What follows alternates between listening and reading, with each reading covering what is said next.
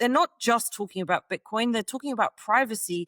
They're talking about how we live and how we build a life in this very strange world that we are now living in. And I think that is very fascinating for Bitcoiners to learn more about, to not just be talking about the price action, Bitcoin treasury companies, and what the politicians are saying. Let's talk about more than that. Let's talk about the culture side of it. Let's talk about the art, because if we want more people to come in, we need to find more touch points, and it can't just be those three main things. It's got to be everything else that's occurring within all the different subcultures within Bitcoin. And so me going to this conference is part of that. Me being part of the art collectives is also a part of that. Me setting up the Bitcoin Poet Society, where we're coming together. It's just a small little group. I think there's 11 of us, and we're just talking about our poems, and we're not all writing about Bitcoin, but some of us are, but we're not. It's just little communities coming together, which then hopefully can get our voices out there in different ways and reach people in different ways and bring them into Nostr, bring them into Bitcoin, and forget about all this noise about the price and the politics and the Bitcoin treasury companies. I love that. I also have a weird feeling treasury companies could be. I'm not talking about Sailor. I'm not talking about strategy. I think there's like also Meta Planet. I think they're great things, but there are like almost 200 now, and there are a few that play a game that could backfire. Yeah. I leave it as that. I'm not a financial expert, but I just see companies now popping up that have nothing to do really with Bitcoin, and they're just propping up a stock and with a lot of debt, and I'm like, I don't know. There's no real value behind that. With Sale, it was a different thing. It was an actual company that has an actual cash flow. I mean, now it kind of turned up to be like a whole different thing, but now they're servicing things, and I don't think although the debt rate is very small. I think what was it 13% or something like that. So he's very reasonable with it. So I don't think they have any real risks, even though like I have no clue. Again, no financial advice.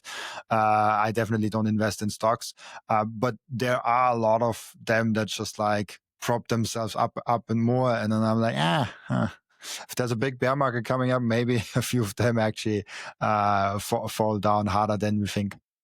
Yeah, and I think it has the potential to get very, very messy. And I thought the advice was always just hold your own Bitcoin. Yeah, isn't it just meant to be hold your own Bitcoin? So I don't get this level of excitement of coming from people who have been Bitcoiners for much, much longer than me, know a lot more about it, but it just feels as though it's the total opposite of what Bitcoin is meant to be. Hold your own keys, hold your own coins, and that's it. All this other fiat noise is exactly that. It's noise. I second that. Really, really cool. I love that. One more thing, we touched on it before, like right in the beginning. I forgot to dive into that with you. Privacy as a Bitcoiner, because you brought it up again. It's, I think, such an important thing. What is the role of privacy within like the Bitcoin ecosystem, and like why is it such an important thing to pay attention for Bitcoiners also? Well, when I was in Riga, I went to a talk given by Elena, I think it is, sorry everyone who already knows this and is screaming at me for not remembering her name, but the woman that has set up Glock.me. She gave a presentation about the sheer number of attacks that are happening on Bitcoiners or anyone that happens to hold any other cryptocurrency as well. I don't think it's just Bitcoiners. The volume of attacks is increasing. That apparently there's one a week now, and that will probably only go up. one of the reasons why I decided, and these conversations about security and privacy were coming up even when I was in Warsaw and I was talking to my friends. And one of them said something, which was that we only need the price to go up to something like 200,000, where anyone who's holding even just zero point 0.1 of a Bitcoin suddenly has an amount of money that is very attractive to a criminal, right? To someone who can just grab you and force you to hand over your keys. We don't need the price to go up much higher, at which point going to public events might become too risky. And it was when this person was saying that, at that point, I was at my second conference. I mean, film festival. Okay, so it's not really a conference, but I was at my second big event. And I thought, you know what? I'm having so much fun in all of this. I've got no idea what's going to happen in 2026, 2027 and onwards. So this year, I'm going to go to as many conferences as I can. And right now I'm at, I think I've been to 1, 2, 3, 4, 5, 6. I think I've been to 6, maybe 7. And I've got 2 more left to go this year. And I'm having the time of my life. And that was the plan, because I don't know how much longer we'll be able to be so public with all of this stuff. Like, conferences are the biggest honeypot. You just have to stand outside and watch who's going in and out, and then decide who looks like an easy target and then follow them afterwards, you know? So from that security perspective, our faces being out here the way that they are, that is a risk. But someone's got to do it, and I'm having a good time, so I'm going to do it. But at some point, maybe we'll all maybe we'll have to stop doing this, which will be really sad. I hope that doesn't happen, but it might.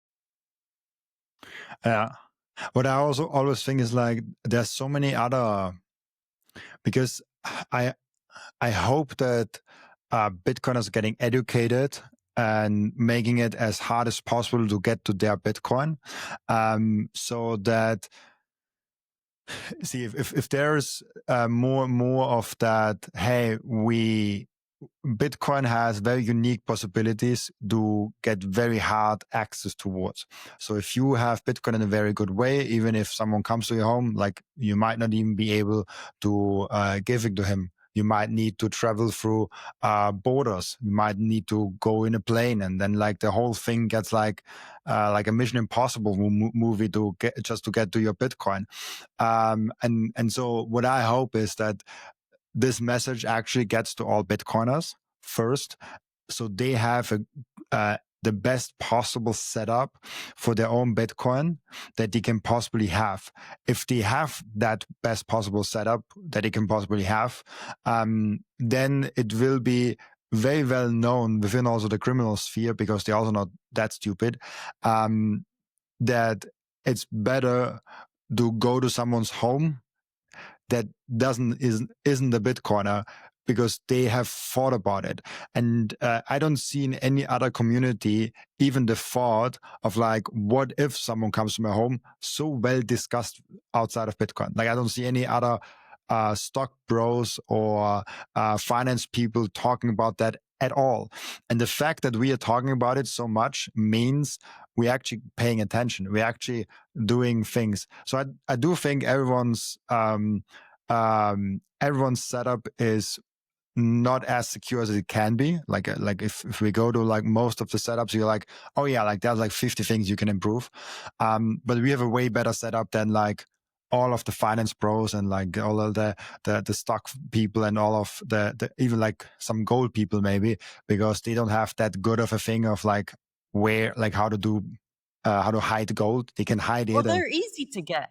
They're easy to get because they're wearing like $50,000 watches on their wrists and just waving them around. You know, what do I wear on my wrists? I wear a hairband, and I wear these shitty fake bracelets, which I'm only not wearing them right now because they make a noise. Thank you so much for that. But they look nice. Yeah, like jewelry is sometimes the worst nightmare of podcast editors.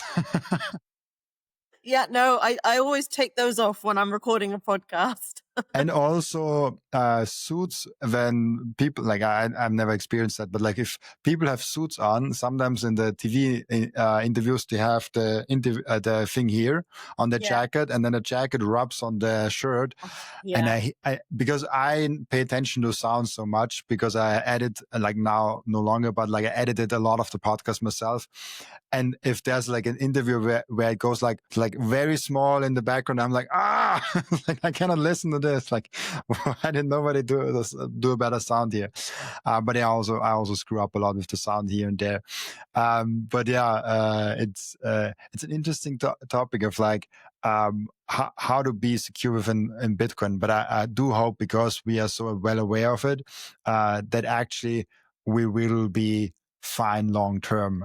Bitcoin is the hardest thing that you can possibly steal from someone else, if that person secures it well. Yeah, exactly. And I think, there's a lot for everyone to learn when it comes to securing their Bitcoin in the most secure way, which is why it's so good that there are educators out there doing that, putting out videos, helping people with it. We just need more people to pay attention. Very true. One more thing, I'm curious on, because I think Nostr and Bitcoin is so interesting, but it's almost like two different worlds at that point. Where do you see kind of this convergence of Bitcoin and Nostr coming together, and foreseeing kind of like what's happening to them within the next like couple of years? So I think there are an awful lot of Bitcoiners who don't know anything about Nostr. And to be honest, because of the sovereign nature of Nostr, it should be very easy for Bitcoiners to understand. It's just they're not spending the time thinking about it, because I think they just think it's another social media platform, which is why which is why this is where I'm now focusing my time. I'm not spending any time talking to people about Bitcoin. I am only spending time talking to people about Nostr. So if more of us do that, and there are plenty of people doing it, but we need more people doing that. If we can do that, we'll get more people onboarded onto Nostr, whether they're Bitcoiners or not, but we get them onboarded and we start to create a community that can't be messed with, a community that can talk to each other, people that can share ideas, and we can't be told we're not allowed to say something. Just in the same way that with Bitcoin, we can hold our money and I can send that to whoever I want to. They can't stop me from doing that. So we have to get people to understand this is as important. As I said, we're so early with Nostr, but we have an opportunity to blow it up massively, especially with all these different countries around the globe becoming so authoritarian, or at least trying to become authoritarian. This is the time where we can convince people Nostr is a needed and necessary tool. I love that. And it's also something that there's a few things that I think Bitcoiners need to pay more attention. It's probably Nostr and AI. The two things that are like pretty big and important to pay attention for a Bitcoiner. Like, oh yeah, like if you're not paying attention to those things, like you're missing out. Even though you found Bitcoin, but don't stop searching. Don't stop searching for other things. Yeah. Thank you for watching this video. This was only a snippet of the podcast. And if you want to watch the full episode and get all of the context of this episode, you can click right here or here. Oh, maybe also here.